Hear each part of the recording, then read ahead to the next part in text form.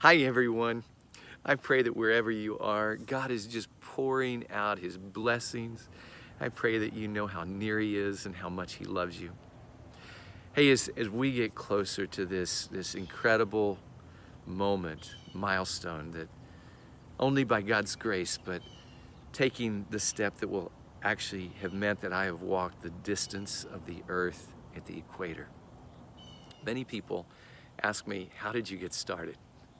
What can I say? First of all, I didn't grow up thinking I'm going to carry a cross around the world. Not just around the world, but me carry a cross. In my mind, I'm probably the most shy, timid, insecure person that I've ever met. But I remember one night in my apartment praying and asking God, how can I reach this city? God, speak. I'm listening. I want to hear your voice. And the only way to describe it was like my heart was being branded. I was being burned.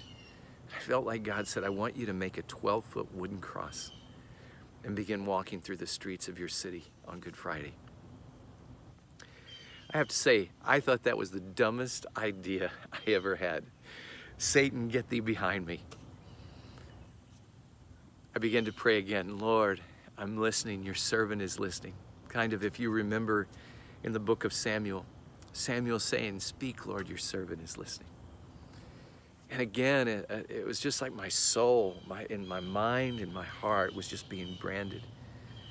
I felt like God said, I want you to make a large wooden cross and start walking through the streets of Tulsa on Good Friday.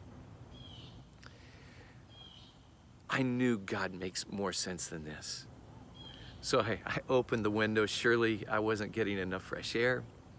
I promised myself I wouldn't eat so late at night because it had to maybe be indigestion. And I prayed a third time.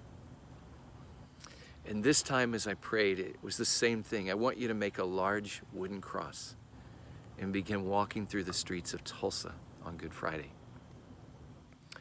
And this time I prayed, Lord, you've got someone else carrying a cross. There was a guy at my local Walmart that I knew of who carried a cross. And I said, Jesus, I don't want to be like someone else. I want to be just like you.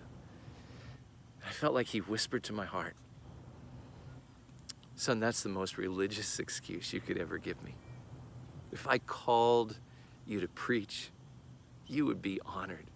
You would be happy. And you wouldn't say, but what about all those pastors? What about all those evangelists? What about Billy Graham? No, you would be honored.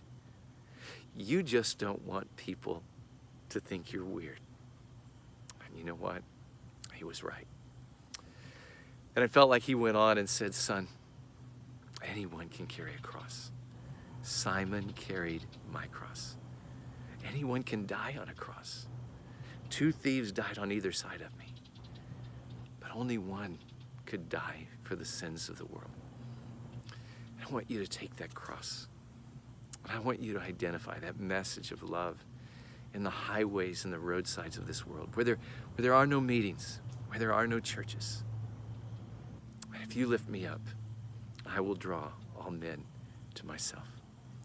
So by the grace of God, we began in 1985. Hey, I'll be sharing some more of these thoughts, just thoughts along the way, and maybe many of the questions that people have asked me over these next days. I pray this is a blessing and an encouragement to you. God bless you. Have a great day.